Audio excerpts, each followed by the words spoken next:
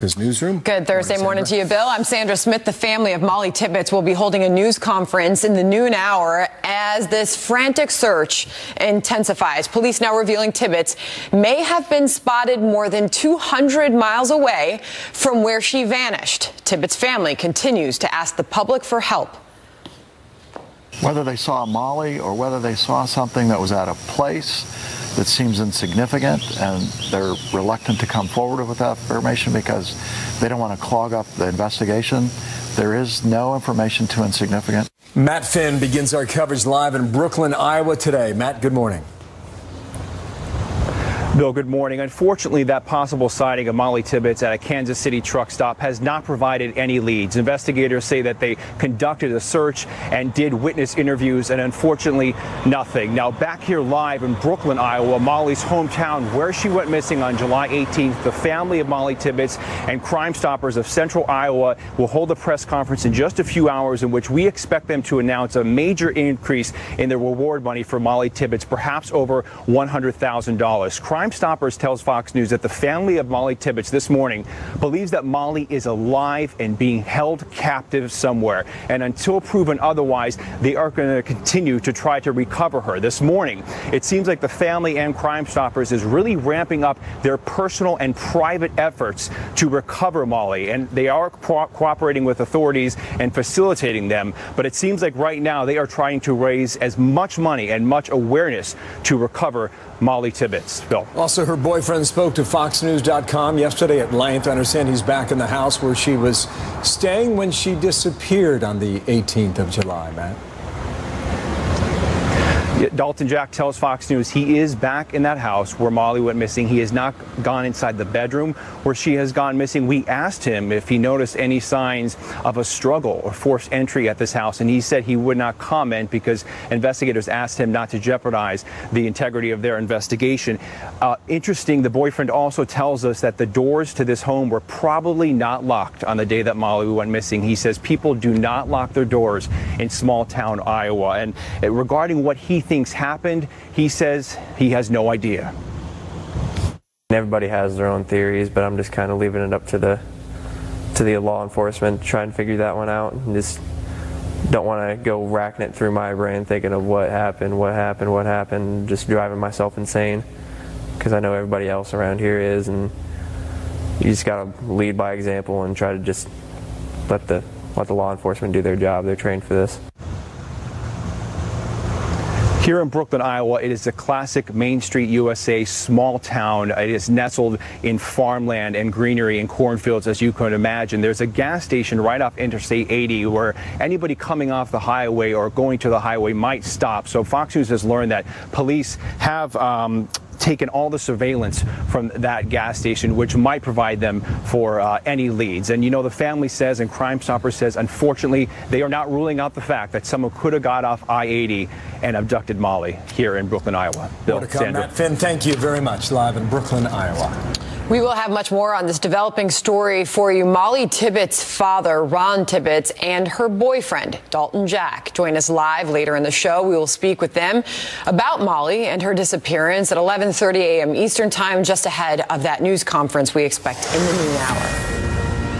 Meanwhile, another Fox News alert. Special counsel Robert Mueller responding to a letter from President Trump's personal attorneys about the scope of a potential interview. Mueller reportedly agreeing to cut the number of questions that would be asked of the president. Doug McKelway joins us live from the White House. Doug, any presidential tweets yet on the Mueller investigation?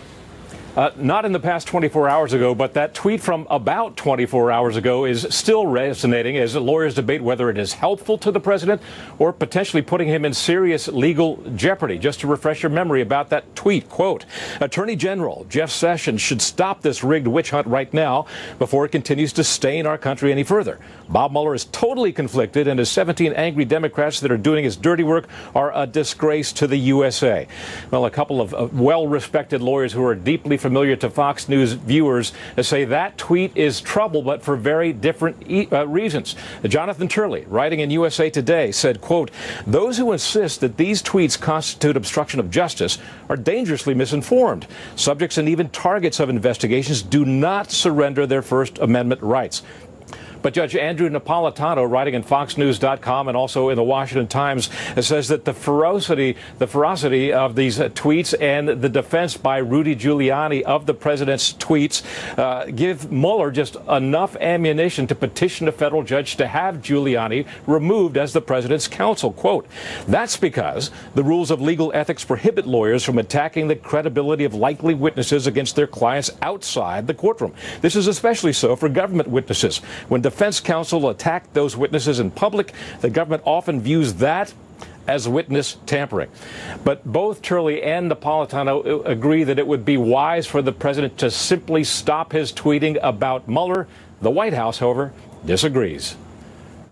Look, the president is not obstructing. He's fighting back. The president is stating his opinion. He's stating it clearly, and he's certainly expressing the frustration that he has with the level of corruption that we've seen from people like Jim Comey, Peter Strzok, Andrew McCabe.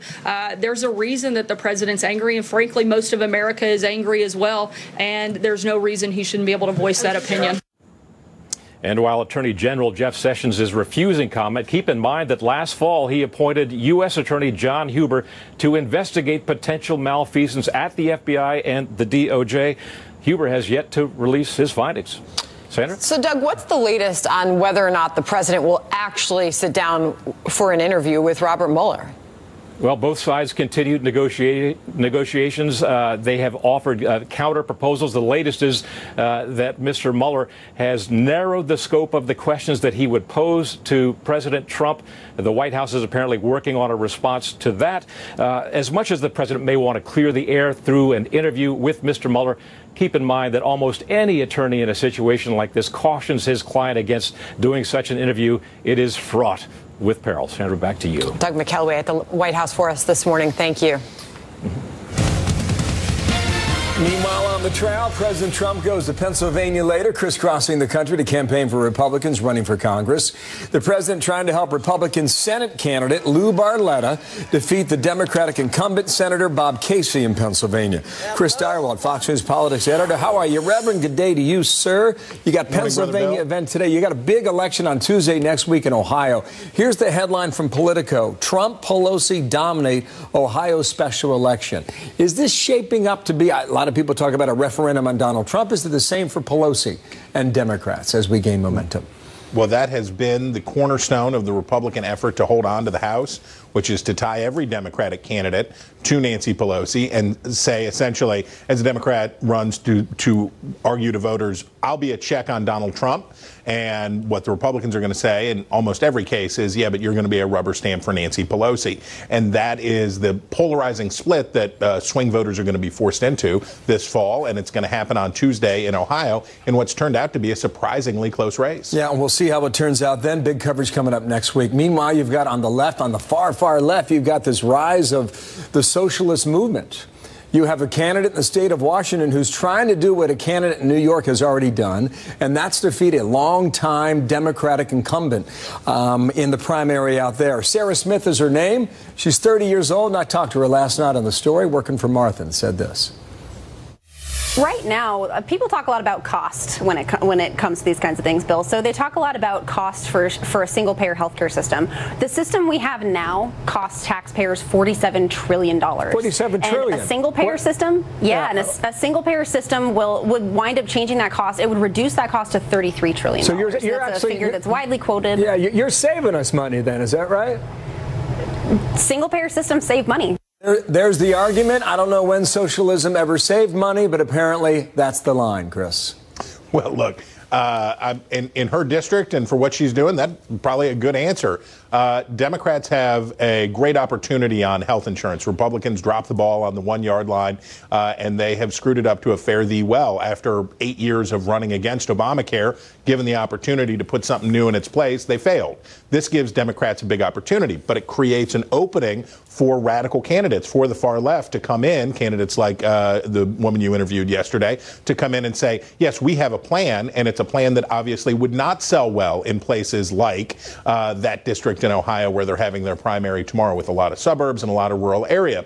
Can Democrats take advantage of the opportunity that Republicans have given them on health insurance without succumbing to the far left? And can they do it soon enough so they can have a coherent message going into the fall? Okay. Those are substantial questions. Well framed. Rich Lowry, New York Post, writes the following. On that very point, Republicans need to develop and push their own ideas to reduce health care costs and adjust to the new reality where socialism doesn't simply represent a laugh line, but a battle that needs to be won. He says fight ideas with ideas, Chris.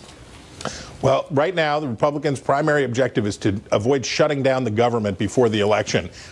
This is a lovely thought for Republicans that Rich has. This is a very nice idea that if they could do it, but they do not have anything like that kind of unity and coherence right now to even get the basics done, let alone start to articulate this vision. They're going to remember, House Republicans are going to have a speaker election, or they're going to have maybe a minority leader election pretty soon. The direction of the Republican Party on this and a lot of issues is yet to be written. Thank you, sir.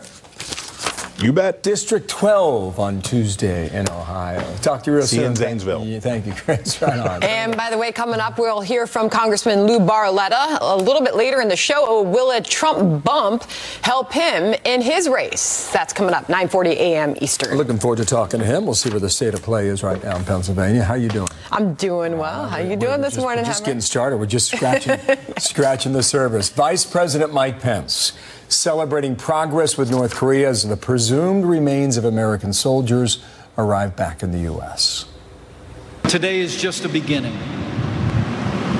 Our work will not be complete until all our fallen heroes are accounted for and home. It was quite a moment in Pearl Harbor last night. Look at the caskets with the stars and stripes draped over them. The president also expressing thanks to North Korea, but some are skeptical. The apparent show of good faith. We'll find out more on that today. Plus, there is this.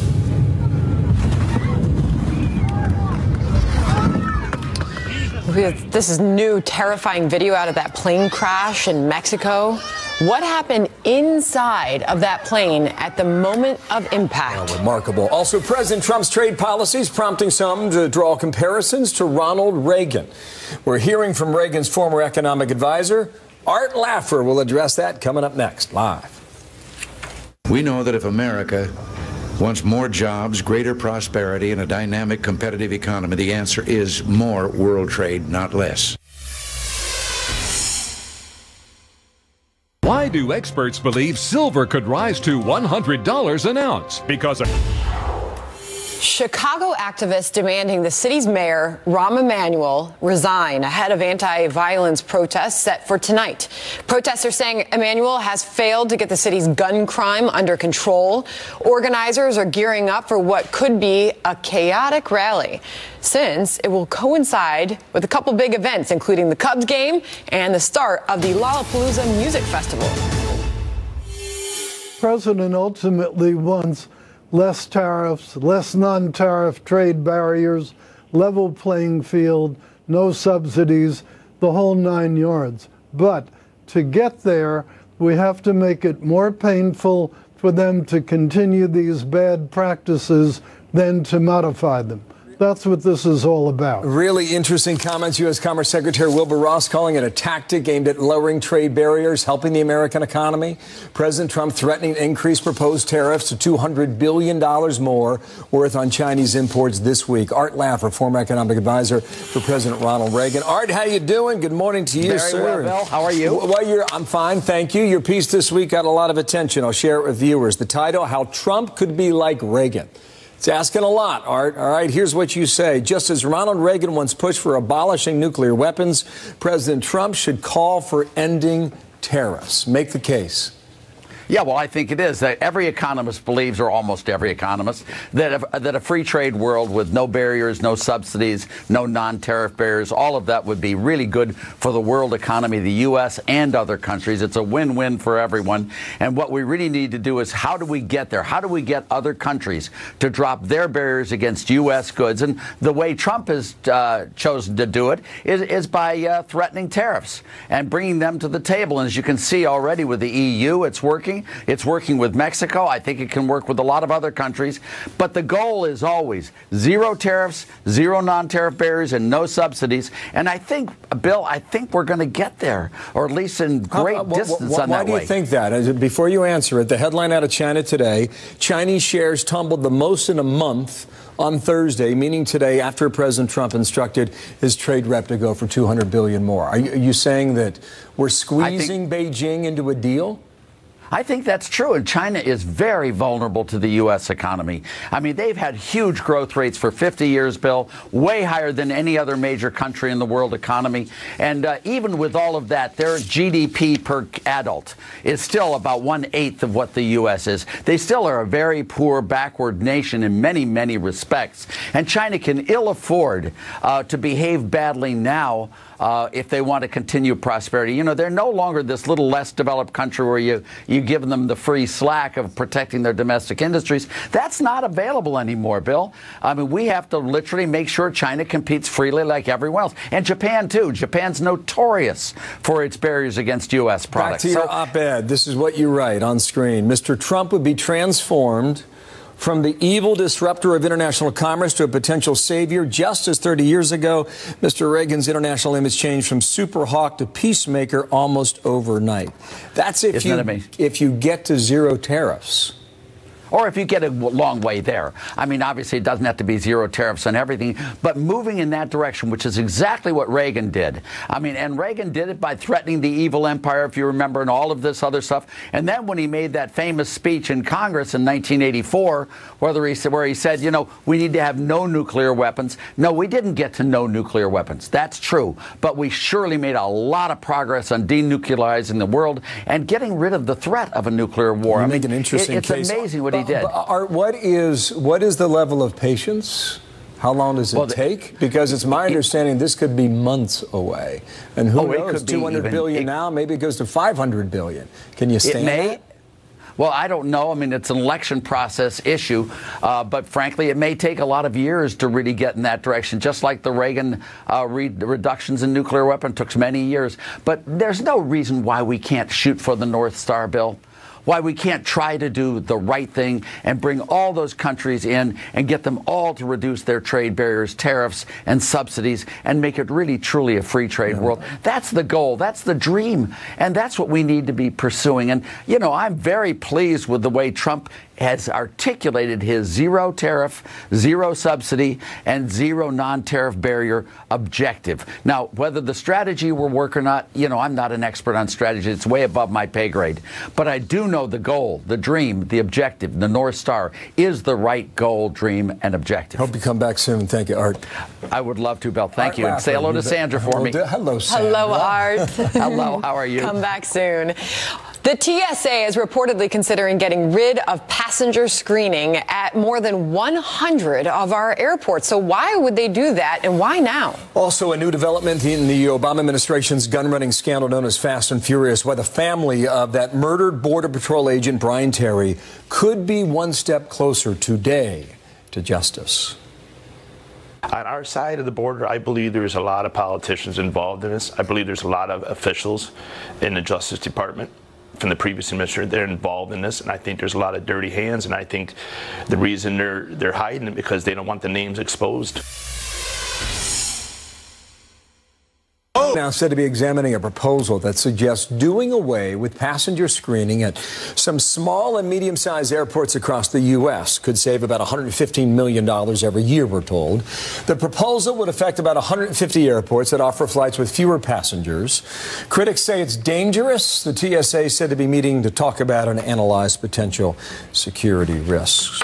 I'll bet everybody at home has some thoughts on that. What do you think? I mean, you fly through some of these really small airports out west and you wonder why they're so staffed and manned the way they are. People just want to feel safe when they're traveling. They want to get where they're going. A lot of people don't feel bothered by all the security measures. I don't know.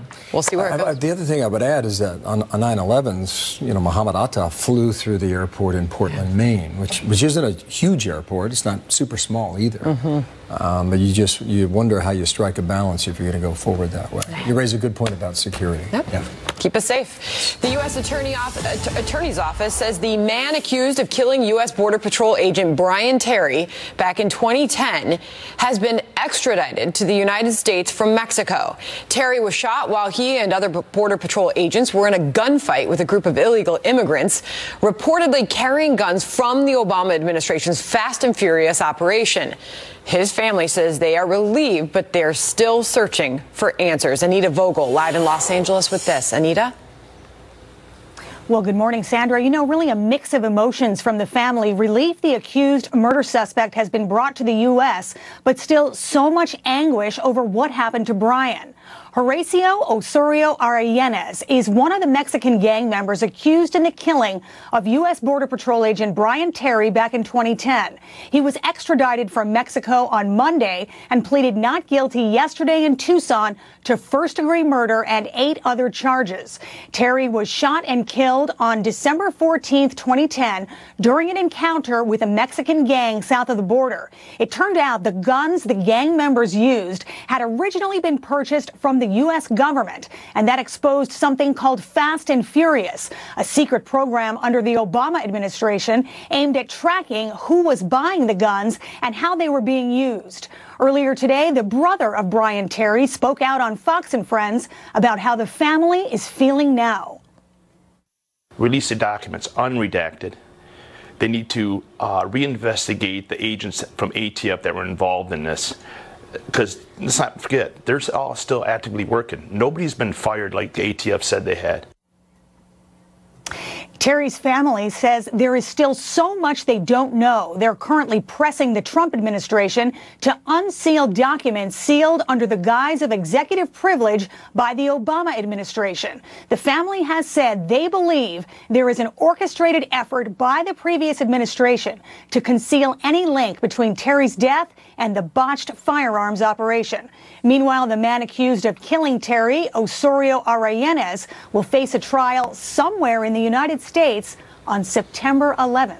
Sandra, back to you. Anita Vogel reporting from Los Angeles for us. Thank you. There could be a possible new development in the disappearance of Molly Tibbetts. Why a new witness coming forward says that Molly may have been spotted in a different state. So more on that detail coming up in a moment here. And the Trump administration making good on a promise to target Turkey if they don't free an American pastor held on terror charges. Congressman Adam Kinzinger of Illinois joins us on that next. Also, this was sober. It was somber. The Vice President Mike Pence paying homage to our fallen heroes as they finally make their way home decades later after the Korean War.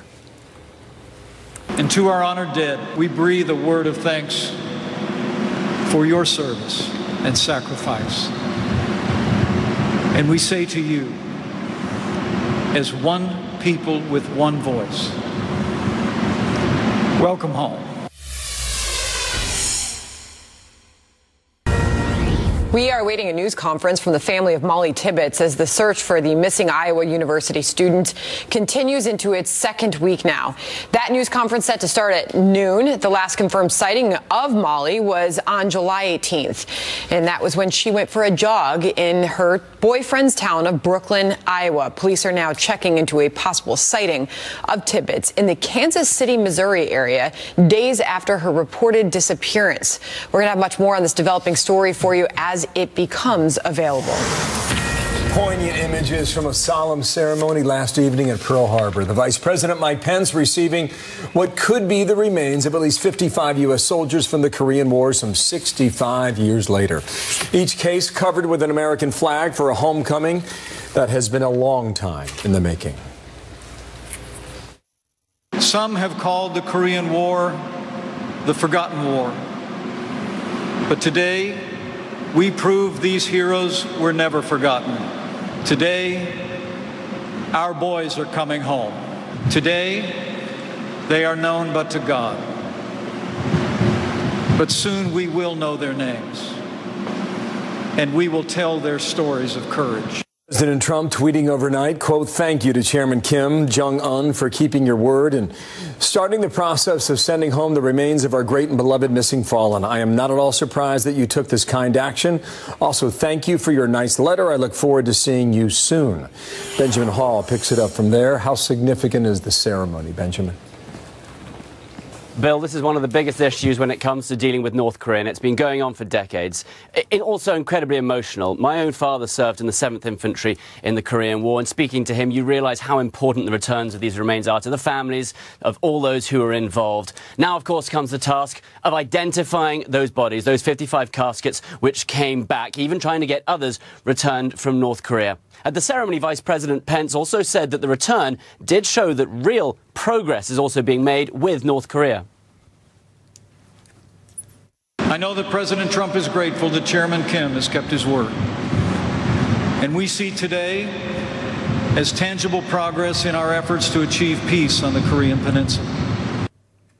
And Vice President Pence was then presented with a flag which was used to cover the Korean War memorials, and they arrived by military cargo jet from South Korea. And he also said that in his negotiations, or in President Trump's negotiations with Kim Jong-un, that he always kept the fallen veterans in his heart. Bill? Any progress that we can talk about on the nuclear disarmament issue, Ben? Well, this is a very mixed bag. Of course, there's progress being made. Many people point to the remains coming back, the dismantlement of the nuclear facility in the north and of a ballistic missile site. But since the Singapore summit, that one key point, nuclear disarmament, has not really shown much signs of moving forward. And even Secretary Pompeo admitted recently that North Korea is still producing fissile material for their bombs, and satellite images show that missiles are still being developed. But there's also speculation that Secretary Pompeo, who's currently en route to Singapore for an ASEAN forum, might meet his North Korean counterpart on the sidelines there, and it's hoped that more real, tangible progress might come from that. And the new U.S. ambassador to South Korea has also urged Pyongyang to release more details just on its North Korean nuclear testing facilities, because at least that would be the first sign of forward progress and possibly even getting weapons inspectors in there. But until that happens, not that much. Thank you, Benjamin. Benjamin Hall in London today. Thank you. We've seen no evidence that Pastor Brunson has done anything wrong, and we believe he is a victim of unfair and unjust detention by the government of Turkey. At the president's direction, the Department of Treasury is sanctioning Turkey's Minister of Justice and Minister of Interior, both of whom played leading roles in the arrest and detention of Pastor Brunson. That's Press Secretary Sarah Sanders announcing new sanctions against Turkey, a NATO ally, for its refusal to free the American pastor Andrew Brunson. Congressman Adam Kinzinger is on the House Foreign Affairs Committee. He joins us now. Congressman, thanks for being here this morning. Was this a good move on the part of the administration? This was a huge move, and based on the previous story, this idea, and I learned it in military training, your country will never leave you behind, in many cases extends to even civilians, and makes us very different than a lot of other nations. A pastor has been basically held on trumped-up terrorism charges as a bargaining chip for Erdogan to get back a cleric that he thinks is behind the failed coup against him. And look, Erdogan himself said that democracy is like a streetcar. You ride it until the stop you want to get off. He's gotten off the democracy stop, and he's holding an American basically hostage. President Trump did absolutely the right thing here, and they also basically laid out the fact that there could be follow-on sanctions, which I believe could almost follow the Russian model. And I'll tell you, with the Turkey lira in a tailspin and the economy struggling, that would be a massive blow to the Turkish economy. So it would definitely be wise for Mr. Erdogan to release his pastor. Well, Erdogan has fired right back. Turkey's response: there is no doubt that the decision, which disrespectfully intervenes with our judicial system, stands in contrast to the essence of our relations and will seriously damage the constructive efforts made in order to resolve problems between the two countries. What does this do to already hurt U.S.-Turkey relations, Congressman? Well, I think what it does is put us back in the driver's seat with the relationship with Turkey. I mean, they're a NATO ally almost in name only. They're very important. It's a very important nation in a very important location. But the maneuvers we've been seeing by Turkey over the last few years, their deteriorating relationship with Israel, the fact that they're trying to buy the Russian missile defense system and the F-35, which, by the way, Congress and the administration will never allow those two things to be together.